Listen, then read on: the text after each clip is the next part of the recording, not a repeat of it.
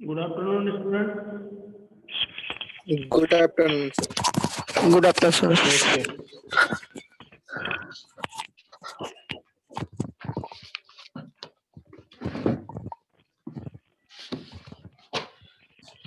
अलग अलग डे में अलग अलग शेड्यूल रहता है। 2 दिन 12 बजे रहती है हिंदी क्लास, और फ्राइडे सैटरडे अलग शेड्यूल होगा, शायद 10:30 है। तो उस हिसाब से आप लोग कनेक्ट हो जाया करें। जी सर। जी सर।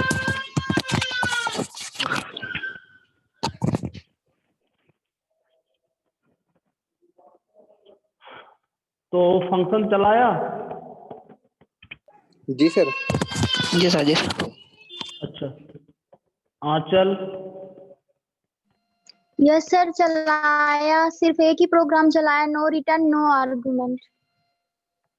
अच्छा, और एक और बताया था, उसको भी चला यस लेना। सर। जो लोग चलिए। क्लास नहीं देख पाते हैं वो यूट्यूब पे देख लिया करो। Yes sir. ठीक, चलो आज आगे बताते हैं। कोई प्रॉब्लम तो नहीं है उसमें? नो सर, कोई प्रॉब्लम नहीं है। ओके,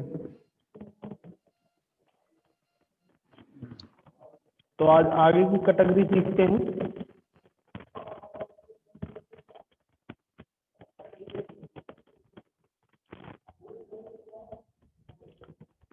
हम फंक्शन की कैटेगरी की बात कर रहे थे। यहाँ पे हमने 2 सीख लिया था, function without argument and without return value. इसके बाद function without argument and with return value भी हमने कल बताया हुआ था। ओके, आज हम बात करेंगे function with argument and without return, और फिर दूसरी बात करेंगे function with argument and with return की। पहले बात करने वाले हैं हम function with argument and without return. Argument हो लेकिन रिटर्न ना हो। इसके लिए आपको क्या करना पड़ेगा? देखिए, फंक्शन विथ आर्गूमेंट हो लेकिन रिटर्न ना हो, तो रिटर्न की जगह आप क्या लिखेंगे? वाइड, यानी कि कोई भी वैल्यू रिटर्न नहीं करना है तो हम क्या देंगे? वाइड। और फंक्शन नेम आप जो भी देना चाहें, जैसे ऐड दिया। और आर्गूमेंट हो तो आर्गूमेंट यहाँ आपको पास करना पड़ेगा। यदि कॉलिंग की बात करें तो यहाँ कोई ना कोई वैल्यू देना पड़ेगा, या फिर जिस टाइप के आर्गूमेंट हैं एक्स वाई जेड, वो हमको यहाँ डिफाइन करना पड़ेगा।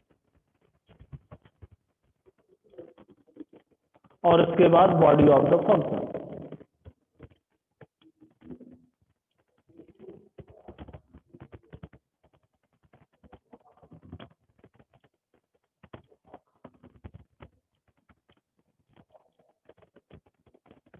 Body of the function define करेंगे, और इसके बाद क्लोज। रिटर्न देना नहीं है तो रिटर्न टाइप नहीं होगा।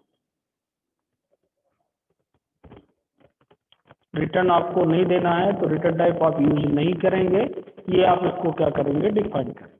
ओके, और अब इसका एग्जांपल हम आपको बता रहे हैं।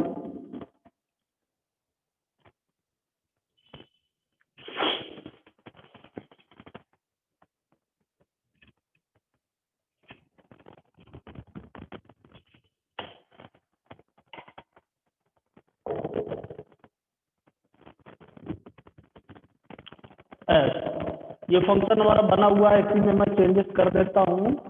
हमको आर्गुमेंट के साथ विदाउट रिटर्न का प्रोग्राम बनाना है, तो एक ही प्रोग्राम मैं पहले बना देता हूँ जिससे 2 प्रोग्राम में आप कंफ्यूज ना हो। एक इसकी कॉलम हटाते हैं।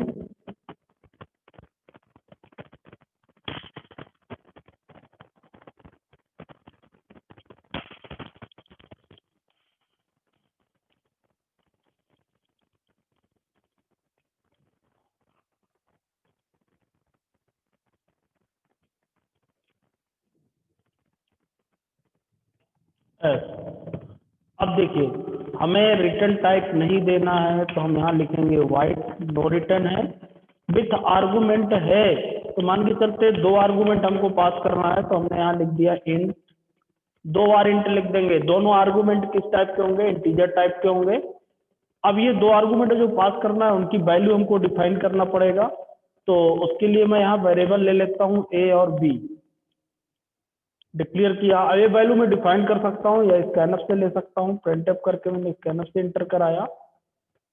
enter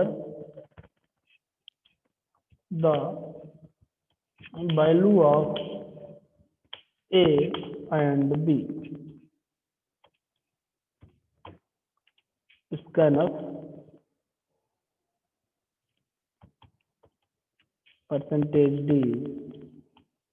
%D, comma %A, comma %B.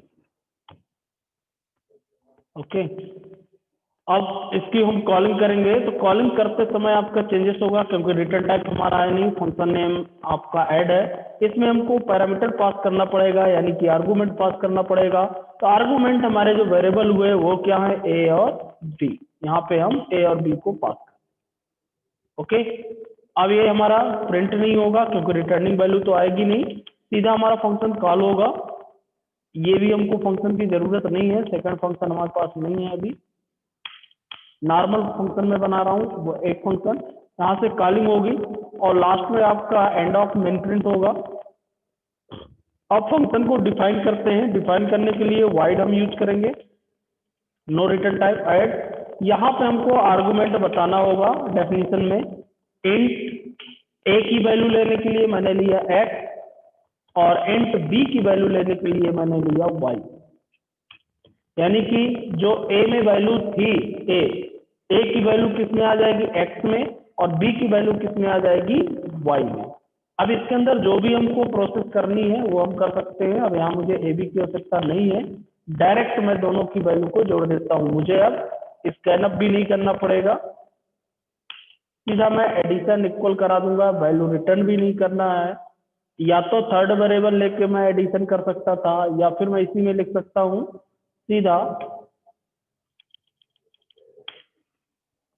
Addition equal %D कामा और a प्लस बी, सिंपल सा हम लिख देंगे जो वैल्यू आ रही। तो ए बी ना लिख करके यहाँ पे वैल्यू फंक्शन में किस में है, एक्स और वाई। ए बी की वैल्यू को जोड़ना है तो हम यहाँ लिखेंगे एक्स और वाई। ओके,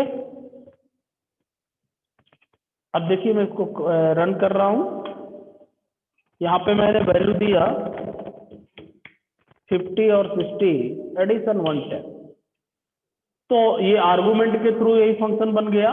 देखिए आर्गुमेंट के थ्रू कैसे बना, एडिशन नाम का फंक्शन जो हमने बनाया इसमें हमने दो वैल्यू लिया है ए और बी को, और ऐड नाम का जो फंक्शन है इसमें हमने पास किया ए और बी की वैल्यू को, जैसा कि मैंने अभी बताया था। और ए बी की वैल्यू आपकी किस में जाएगी, यहाँ पे फंक्शन डेफिनेशन में। तो ए की वैल्यू एक्स में आ गई और बी की वैल्यू वाई में आ गई, और प्रिंटर में जाके एडिशन किया मैंने एक्स और वाई को, तो एक्स और वाई की वैल्यू लिख कर पड़ेगा। Function close.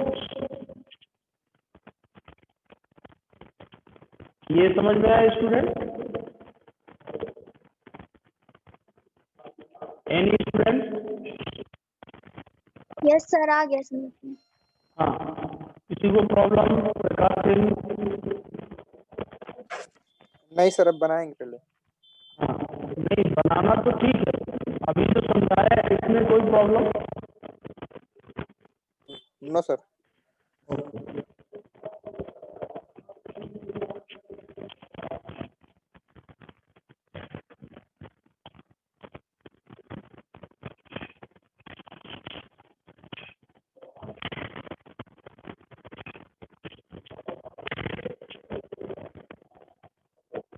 तो अब हम सेकंड फंक्शन बात कर लेते हैं। ये तो आर्गुमेंट वाला हुआ। अब नेक्स्ट फंक्शन हम बात करते हैं।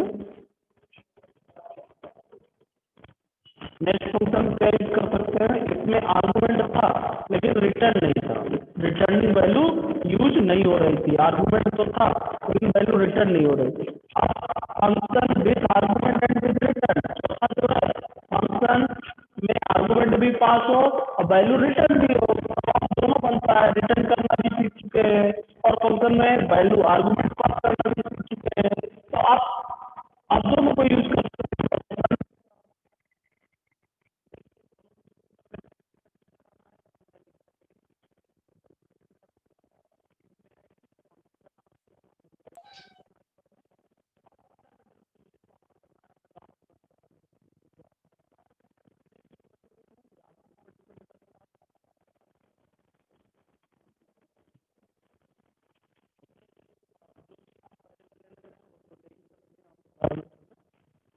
पे बॉडी ऑफ द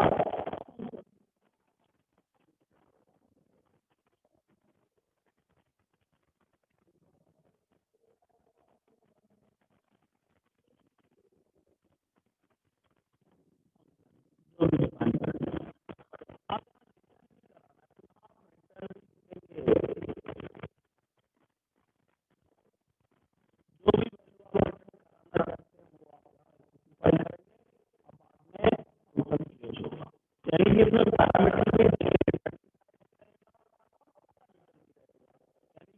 वैल्यू को रिटर्न करना भी देंगे और साथ में पैरामीटर भी पास करेंगे। तो जब हम रिटर्न भी देते हैं पैरामीटर भी पास करते हैं तो वो आपका कहलाता है argument and with return value. आइए इसका भी एग्जांपल मैं बनाता हूँ। इसके लिए देखिए हमको क्या करना है।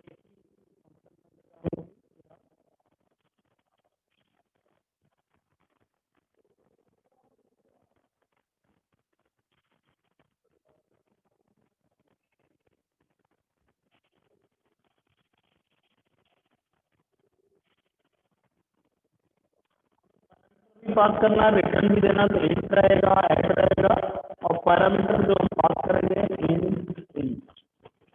ओके, रिटर्न टाइप की भी हमको सकता है, तो डी ले लिया मैंने, ए ले लिया, डी ले लिया। अब यहाँ पे वैल्यू हमको एंटर कराना पड़ेगा इसमें भी, प्रिंटफ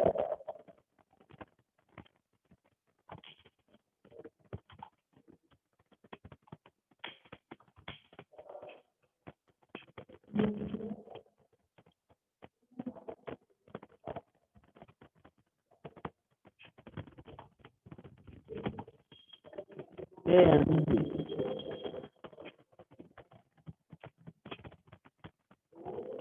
स्कैनर परसेंटेज डी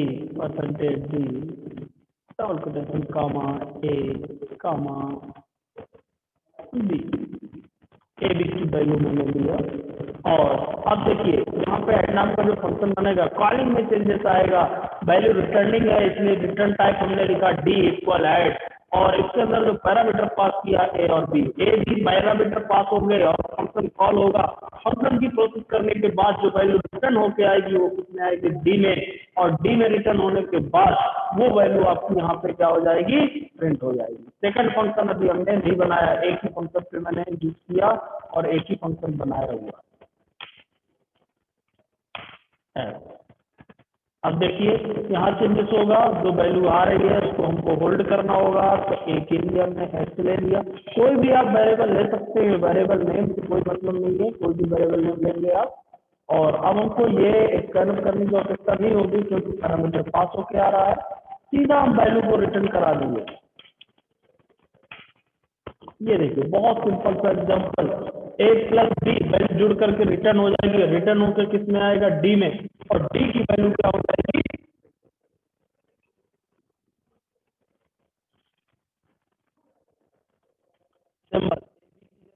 लिखना होगा एक्स और वाई, क्योंकि ए बी हमने डिलीट कर दिया और ए बी की वैल्यू अब किस में आ रही है, एक्स और वाई। यहाँ पे हम वैल्यू देंगे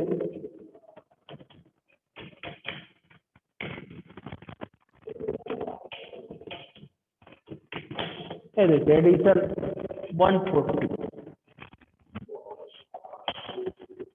आप देख लीजिए इसमें रिटर्न टाइप भी है, इंट टाइप का आर्गुमेंट भी है, दो आर्गुमेंट भी है। जब हमने फंक्शन को कॉल किया, यहाँ पे हमने आर्गुमेंट पास किया है ए और बी को, ए बी की वैल्यू ट्रांसफर होगी एक्स और वाई में, और यहाँ पे जाके प्रोसेस जो हुई एक्स और वाई जुड़ करके सीधा रिटर्न हो गई वैल्यू, और रिटर्न होने के बाद वैल्यू किससे आ गई, डी, और डी को फिर हमने प्रिंट कराया डी हमको वैल्यू दे डी। इसमें किसी को प्रॉब्लम? सर इसमें एक्स वाई की जगह ए बी भी ले सकते हैं कि एक्स वाई लेना इम्पोर्टेंट? हम कोई भी वेरिएबल नेम है वो तो कोई भी दे सकते हैं, और ए बी सेम भी ले सकते हैं क्योंकि वो फंक्शन के अलग है और इसके अलग है, हो सकता है।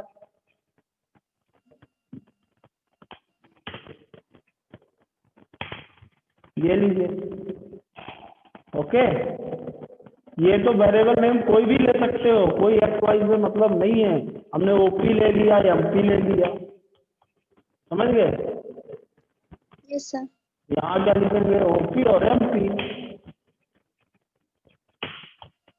ये लो, उससे कोई मतलब नहीं। ए की वैल्यू किस में आएगी, ओपी में। बी की वैल्यू किस में आएगी, एमपी में। एमपी में, बस हो गया। अब यहाँ पे जो यूज होंगे तो ओपी और एमपी यूज होंगे। तो वेरिएबल डेफिनेशन है, कोई भी दे सकते हैं, वैल्यू रिटर्न हो सकती है। इसके अंदर और भी टास्क परफॉर्म किए जा सकते हैं, वो आप करा सकते हैं, कोई भी, कोई जरूरी नहीं कि रिटर्न ही करना है, क्योंकि अभी हमने सिंपल एग्जांपल बताए हैं जिससे आपको उसके कॉन्सेप्ट क्लियर हो, ठीक है ना। फिर मल्टीपल फंक्शन हम यूज कर सकते हैं, एक से अधिक फंक्शन यूज कर सकते हैं, और उसके अंदर एक से अधिक वैल्यू यूज कर सकते हैं, वो आपके ऊपर डिपेंड करता ओके सर। है। ओके, तो ये चारों कैटेगरी हमारी हो गई। चारों कैटेगरी समझ में आ गई सभी को? जी सर। ओके, आज मैं अब आपको बताने वाला हूँ आगे इसमें एक और, एक होता है एक्चुअल पैरामीटर एंड एक होता है फॉर्मल पैरामीटर। मैंने नोट्स में दिया है, आप नोट्स भी देखते जाएं, नोट्स में सब कुछ मैंने दिया हुआ है, आप पढ़ लेंगे। सी लाइब्रेरी फंक्शन, इस पर कैटेगरी भी हमने दी हुई थी। इसमें भी प्रोग्राम बहुत सारे बने हैं, इनको आप चलाइएगा, जो प्रोग्राम समझ में ना आए वो आप बताएंगे। ये देखिए, हर कैटेगरी का एक एक एग्जाम्पल मैंने यहाँ पे बना के दिया है। ओके, ये आप इसको चलाएंगे।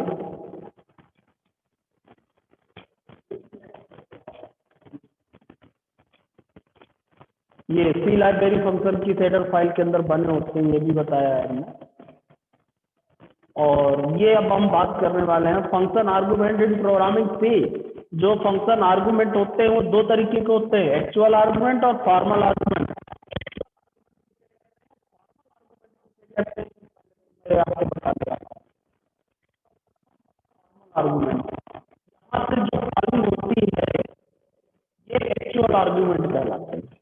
ये कॉलिंग हो रही है फंक्शन की, आप जानते हैं, तो ये क्या कहलाएंगे, एक्चुअल आर्गुमेंट। ओके, और ये आपके क्या कहलाएंगे, फॉर्मल आर्गुमेंट। जहां पे डेफिनेशन होती है फंक्शन की, यहाँ पे जो आर्गुमेंट होते हैं वो फॉर्मल आर्गुमेंट।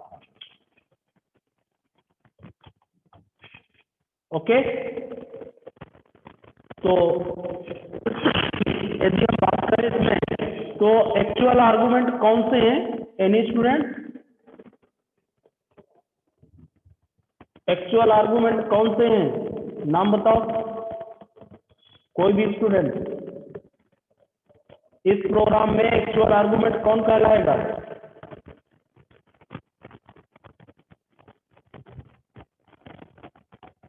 अचल, D. D is equal to add. Argument क्या है पहले ये बताओ। ए बी है। एक आर्गुमेंट है ना, तो ये Yes, sir. क्या कहलाएंगे, actual argument. Argument A B है, ये तो ऐड क्या है, फंक्शन का नाम है, ठीक है ना। डी एक नॉर्मल वेरिएबल है, जो रिटर्न होकर फंक्शन की वैल्यू आएगी वो किसमें स्टोर हो रही है, डी में। ओके, तो एक्चुअल आर्गुमेंट यहाँ क्या कहलाएगा, a b. A b. Actual means original, original argument क्या कहलाए, ए और बी। अब फॉर्मल आर्गुमेंट कौन से कहलाएंगे, ओपी और एमपी। हाँ, ओपी और एमपी फॉर्मल आर्गुमेंट है। तो एक्चुअल में होता क्या है, जो एक्चुअल आर्गुमेंट होते हैं उनकी कॉपी होती है फॉर्मल आर्गुमेंट में, यानी कि ए की वैल्यू की कॉपी होगी किसमें, पी में। ओपी में, और बी की वैल्यू की कॉपी होगी किसमें, एमपी में। एमपी में। तो एक्चुअल आर्गुमेंट की कॉपी होती है किसमें, फॉर्मल आर्गुमेंट में। आर्गुमेंट। ओके, और जब जी सर। एक्चुअल आर्गुमेंट की कॉपी होती है फॉर्मल आर्गुमेंट में, उसको कहा जाता है कॉल बाई वैल्यू। उस प्रोसेस को क्या कहा जाता है, कॉल बाई वैल्यू। उसका इफेक्ट क्या होता है ये भी मैं बता दूं कि यदि हम फॉर्मल आर्गुमेंट में कोई भी चेंजेस करेंगे तो एक्चुअल आर्गुमेंट में उसका कोई भी इफेक्ट नहीं पड़ेगा। यदि फॉर्मल आर्गुमेंट में हम कोई भी चेंजेस करेंगे तो एक्चुअल आर्गुमेंट में कोई भी इफेक्ट नहीं पड़ेगा। कैसे? मैं एक चेंज करके दिखा रहा हूं आपको। यहाँ ओपी है, देखिए मैं यहाँ वैल्यू चेंज कर रहा हूँ फॉर्मल आर्गुमेंट में। इंट टी एक वेरिएबल लिया, स्वैपिंग का फार्मूला सीधा लगा देता हूँ। टी में ओपी की वैल्यू चली जाए, ओपी खाली हुआ, और ओपी में एमपी की वैल्यू चली जाए, एमपी खाली हुआ, और एमपी में टी की वैल्यू आ जाए। स्वैपिंग हो गई, आपस में वैल्यू चेंज हो गई। और यहाँ पे मैंने प्रिंट किया ए इक्वल, यानी कि ए की वैल्यू ओपी में थी तो ओपी की वैल्यू प्रिंट करा दूंगा, percentage D slash T. A B equal percentage D slash N comma, यहाँ पे मैं दूंगा ओपी और एमपी। अब देखिए यहाँ तो वैल्यू चेंज हो गई ए बी की, ठीक है। अब मैं यहाँ इसके कॉलम के बाद यहाँ भी मैं प्रिंट कराता हूँ, क्या यहाँ भी वैल्यू हमको चेंज होकर मिलेगी कि नहीं मिलेगी। प्रिंट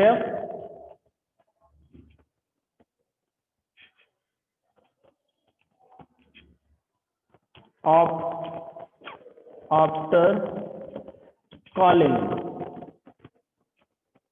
स्लैश एन, और यहाँ पे मैं लिख देता हूँ ए इक्वल परसेंटेज डी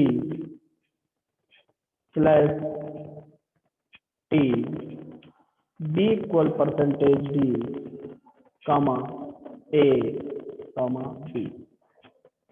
अब देखिए पहले तो फंक्शन कॉल होगा, ये आप सभी जानते हैं। फंक्शन कॉलिंग पे जाएगा, यहाँ पे वैल्यू चेंज होगी, तो जो ए की वैल्यू होगी वो बी में स्टोर हो गई, और जो बी की थी वो ए में स्टोर हो गई, ये दिखाएगा।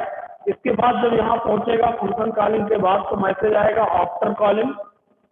अब ए की वैल्यू प्रिंट करेगा तो क्या चेंज होगी? जो फॉर्मल आर्गुमेंट में हमने वैल्यू चेंज किया वो हमको चेंज होगी।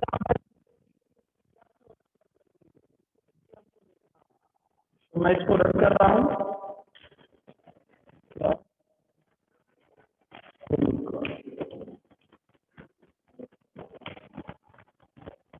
डेटा टाइप, अच्छा ये डेटा टाइप भी बना हुआ है, इसकी वैल्यू हम रिटर्न भी करा लेते हैं।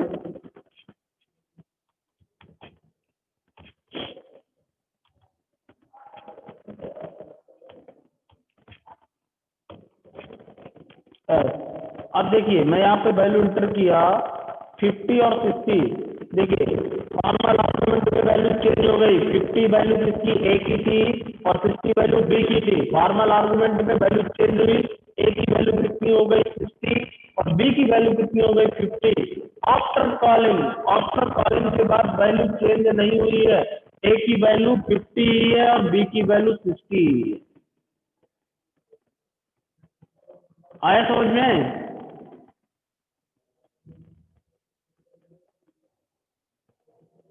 Any student? नो सर, नहीं समझ में आया। हाँ नहीं आया। ए और बी की वैल्यू में कोई भी चेंजेस नहीं हुआ है, जबकि यहाँ वैल्यू चेंज हमने कर दिया है। हमारे कहने का मतलब है कि जहाँ पे हमने कॉलिंग किया, ये फॉर्मल आर्गुमेंट हुए ना ओपी और एमपी, यहाँ Yes, पे ये फार्मूला तो पता है ना इससे क्या होता है? Yes sir. वैल्यू चेंज हो गई तो यहाँ जो एमपी की वैल्यू, यहाँ हमने ए की जगह किसकी प्रिंट कराया है? ओपी। ओपी में कितनी वैल्यू होना चाहिए? ओपी में कितनी वैल्यू होना चाहिए यहाँ पर मालूम है? हमने, अब यहाँ समझना, जब मेन फंक्शन की यदि हम बात करें तो हमने पहले ए बराबर जो वैल्यू दिया है वो दिया है 50 जब हमने इनपुट किया, ठीक है। और बी बराबर जो हमने वैल्यू दिया वो दिया 60। ये किस में हुआ? एक्चुअल में। मतलब मेन फंक्शन में, समझ गए। अब Yes, जब फॉर्मल में गए हम,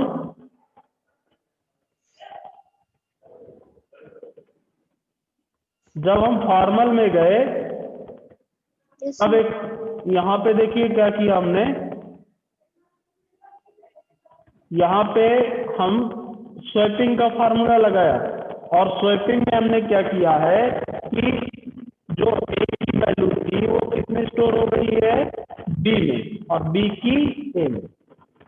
यहाँ चेंज हमको मिल रहा है, yes sir, 50 मिल जाएगा। फॉर्मल में हमको क्या मिल रहा है, ए बराबर 60 और बी बराबर 50।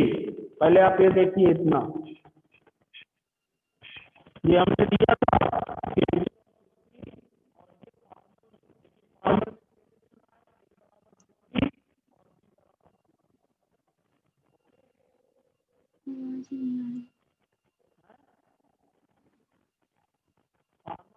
आवाज सर नहीं आ रही एक भी। फॉर्मल आर्गुमेंट में चेंजेस मिल रहा है। जी जी आ गई। अब आ रही, जी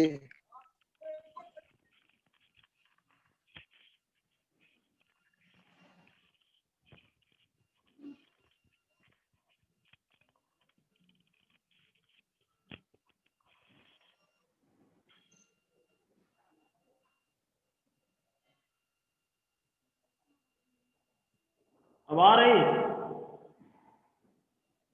जी सर। तो ये फॉर्मल आर्गुमेंट में चेंजेस मिल रहा है तुमको।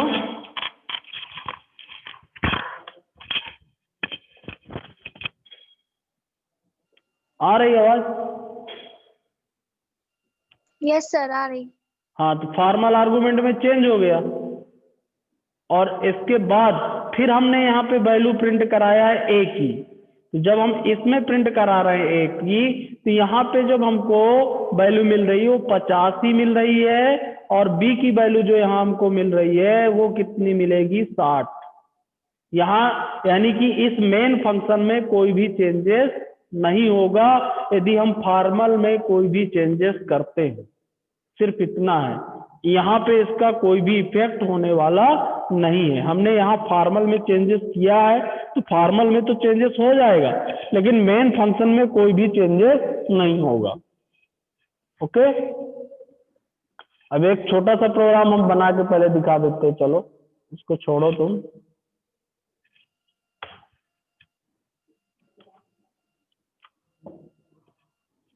एक छोटा सा प्रोग्राम मैं बना रहा हूं जिससे आपको समझ में आ जाए। वाइड मेन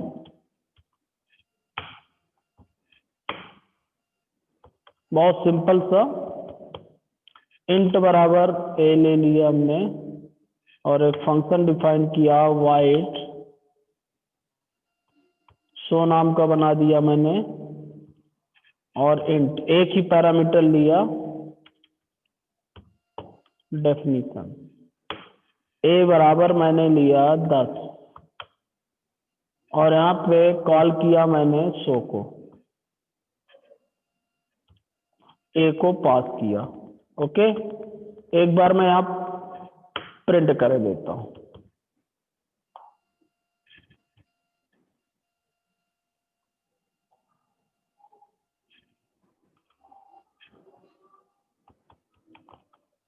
प्रिंट परसेंटेज ए इक्वल परसेंटेज डी, यानी कि ए की जो वैल्यू होगी वो प्रिंट हो जाएगी।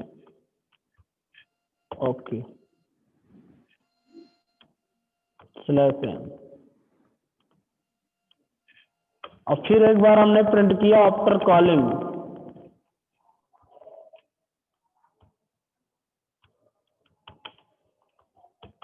आफ्टर कॉलिंग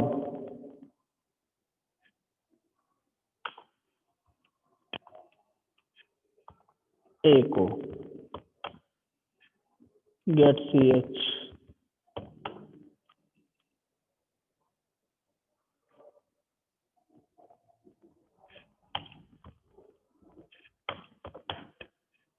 अब यहाँ पे मैंने फंक्शन को डिफाइन किया शो और इंट एफ, सॉरी, और यहाँ पे मैंने वैल्यू को चेंज किया। बहुत सिंपल तरीके से आपको बता रहा हूँ।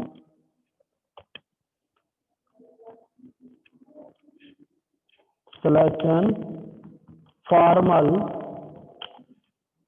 आर्गुमेंट ए इक्वल, ए का मतलब समझ रहे हो, क्योंकि एक्स में ए की वैल्यू किस में आ रही है, एक्स में, तो इसलिए मैं ए यहाँ लिख रहा हूँ क्योंकि वो एक्स ही माना जाएगा यहाँ फॉर्मल आर्गुमेंट में। और ये अब देखिए, इसको मैंने रन किया, क्या है, शुड बी प्रोटोटाइप प्रिंटफ। अच्छा, फाइल सेव करना पड़ेगा या तो हेडर फाइल लगाएंगे, हम सेव कर देते हैं c.c एग्जिस्टिंग एस। देखिए क्लियर स्क्रीन नहीं लगा है, एक बार क्लियर स्क्रीन भी मैं लगा देता हूं।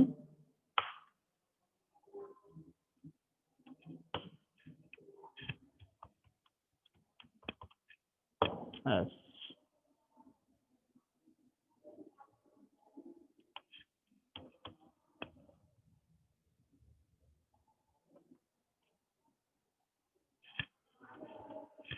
अब देखिए आप,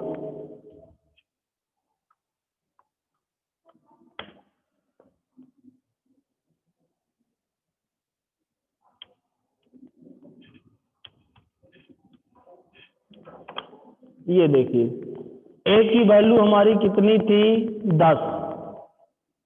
हेलो, यस सर। हाँ, ए की वैल्यू 10 थी। Yes sir. फॉर्मल आर्गुमेंट में कितना है, 10 है। Yes sir. और आफ्टर कॉलिंग, कॉलिंग के बाद भी वैल्यू कितनी है अभी, 10। ठीक, क्योंकि हमने कोई चेंजेस नहीं किया है अभी, ठीक है ना। यहाँ एक बार प्रिंट कराया तो भी 10 मिली, कॉल करने के बाद प्रिंट कराया तो भी क्या मिली, 10, और यहाँ भी हमको क्या मिल रही है, 10। ठीक, अब मैं यहाँ चेंजेस कर देता हूँ, यहाँ मैं x + 10 कर देता हूँ, यानी कि अब फॉर्मल आर्गुमेंट में वैल्यू कितनी मिलेगी हमको, 20 मिलेगी। लेकिन आपको मालूम है ना कि ये शो फंक्शन कॉलिंग होने के बाद ये लाइन एग्जीक्यूट होगी ना प्रिंटफ की। Yes sir. इसके बाद आएगा ना इसमें आफ्टर कॉलिंग में, तो यहाँ Yes, कितनी sir. वैल्यू मिलेगी, यहाँ कितनी मिलना चाहिए या कितनी मिलेगी, बोलो। यहाँ 10 मिलेगी। हाँ, 10 ही मिलेगी क्योंकि यहाँ कोई चेंजेस नहीं होगा तो। यही तो समझा रहे थे तब से उसमें, यही तो Yes, sir, समझा आप रहे थे। समझ। यहाँ, हाँ, यहाँ 10 ही मिलेगी। फॉर्मल आर्गुमेंट में चेंज करने से यहाँ कोई इफेक्ट पड़ने वाला नहीं है। नहीं। आया समझ में? अब Yes, रन sir. करके देख लो, ये देखिए 10 और फॉर्मल में तो 20 हो गई, लेकिन आफ्टर कॉलिंग के बाद जो एक्चुअल आर्गुमेंट है उसमें कितनी वैल्यू रहेगी, 10 ही रहेगी। Okay, okay sir. इसमें किसी को प्रॉब्लम? यहाँ नहीं एक सर।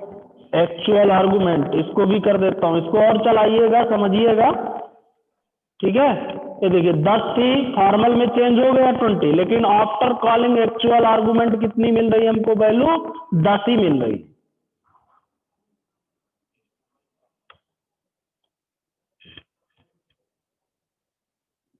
आया समझ में?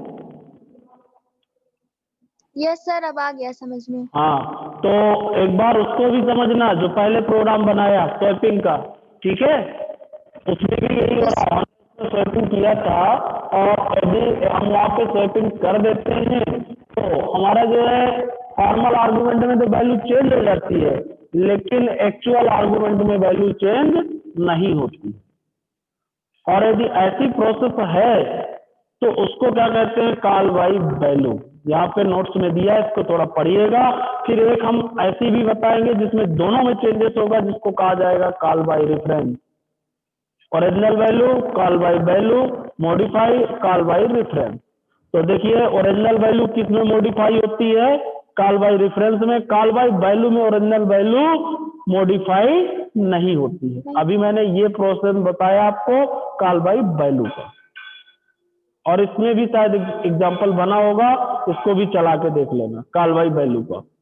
ठीक, कल अब नेक्स्ट डे मतलब जब भी क्लास होगी बात करेंगे कॉल बाय रेफरेंस। ये क्या कहलाता है? Call by value. ओके जी सर। ओके। हेलो हाँ सर, कोडिंग में हो सकती है एक रन? क्या? कोडिंग में? कैसे कोडिंग? जो सर ऐप है, मोबाइल ऐप। हाँ चलाओ ना, एक ही है उससे, ये क्या पूछ रहे हो? पूरी सी उस पे चलेगी ना। जी सर, जी सर। ठीक है ना, वो अलग थोड़ी जी हम सर। पढ़ा रहे, सी ही पढ़ा रहे हैं। जी सर। ठीक।